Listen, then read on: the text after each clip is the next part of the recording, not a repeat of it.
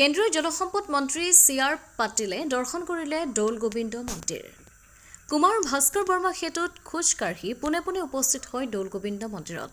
মহাপ্ৰভুৰ আশীষ লৈ মন্দিৰৰ অতিথিশালাত প্ৰধানমন্ত্ৰী নৰেন্দ্ৰ মোদীয়ে সফলতাৰে 12 বছৰ অতিক্ৰম কৰা উপলক্ষে আয়োজিত অনুষ্ঠানত ভাগ লয়। বিকশিত ভাৰত সংকল্প সন্মিলন শীৰ্ষক অনুষ্ঠানত ভাগ লোৱাৰ পূৰ্বে কেন্দ্ৰীয় মন্ত্ৰীগৰাকীয়ে দৌল গোবিন্দ অতিথিশালাৰ চৌহদত বৃক্ষৰোপণ কৰে। উক্ত কাৰ্যসূচীত মন্ত্ৰী কৃষ্ণেন্দু পাল, বিজয় গুপ্তা, ৰাজ্যিক বিজেপি সভাপতি দিলীপ শইকীয়া, মন্ত্ৰী পীযুষ হাজৰিকা, সুশান্ত বুঢ়াগোহাঁই আদিৰ লগতে 5 শতাধিক দলীয় নেতাকৰ্মী আৰু স্থানীয় ৰাইজ উপস্থিত আছিল। সাংবাদিকৰ মুখামুখি হৈ ৰাজ্যিক বিজেপিৰ সভাপতি দিলীপ শইকীয়াই প্ৰধানমন্ত্ৰী নৰেন্দ্ৰ মোদীৰ 12 বছৰীয়া কাৰ্যকালৰ বৃহৎ সফলতাৰ বাবে ধন্যবাদ জ্ঞাপন কৰে। টিএমচি সাংসদ সুস্মিতা দে বিজেপি দলত যোগদান কৰাৰ কথা সঠিক গম নাপায় বুলি দিলীপ শইকীয়াই। সুস্মিতা দে এটি পৰিচিত নাম, এতিয়ালৈ দলত যোগদান নিশ্চিত নহয় বুলি দোহাৰি অনাগত সময়ত দলে যি সিদ্ধান্ত লয় সেয়া আদৰণীয় বুলি উল্লেখ কৰিছে দিলীপ শইকীয়াই।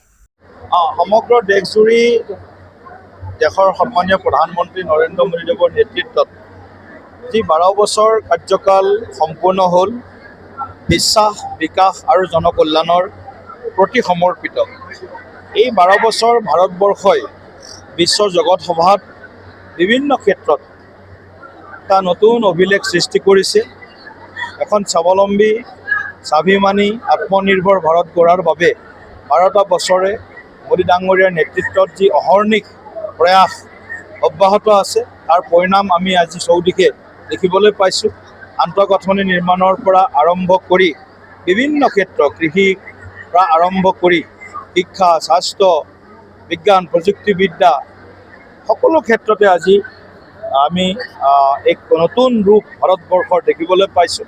গতিকে 12 বছৰৰ যি আমাৰ সুশাসনৰ সময়, এই সময়খিনিক আমি কিদৰে আগন্তুক সময়ত ৰাইজৰ মাজলৈ লৈ যাব পাৰোঁ আৰু ভাৰত চৰকাৰৰ বা ৰাজ্য চৰকাৰৰ বিভিন্ন জনকল্যাণমুখী সমূহ আঁচনি আছে, এই আঁচনিবিলাকৰ লাভ অধিকাধিক লোকক কেনেকৈ আমি দিব পাৰোঁ, তাৰ কাৰণে সজাগতা, বিভিন্ন ধৰণৰ জনকল্যাণ শিবিৰ, প্ৰগতি পথ যাত্ৰা আৰু বিশিষ্ট ব্যক্তিৰে মত বিনিময় ইত্যাদি বিভিন্ন কাৰ্যসূচী আমি গ্ৰহণ কৰিছোঁ। আৰু আজি উত্তৰ গুৱাহাটীত মাননীয় কেন্দ্ৰীয় মন্ত্ৰী, জলসম্পদ বিভাগৰ মাননীয় মন্ত্ৰী চি.আৰ. পাটিলদেৱে তেখেতক কেন্দ্ৰীয় সমিতিয়ে আমালৈ প্ৰেৰণ কৰিছিলে আৰু তেখেতৰ উপস্থিতিত আজি কেইবাটাও কাৰ্যক্ৰম আয়োজন হৈছে। আৰু আজি উত্তৰ গুৱাহাটীত বিশিষ্ট ব্যক্তিসকলৰ উপস্থিতিত এই সন্মিলন আমি আয়োজন কৰিছোঁ।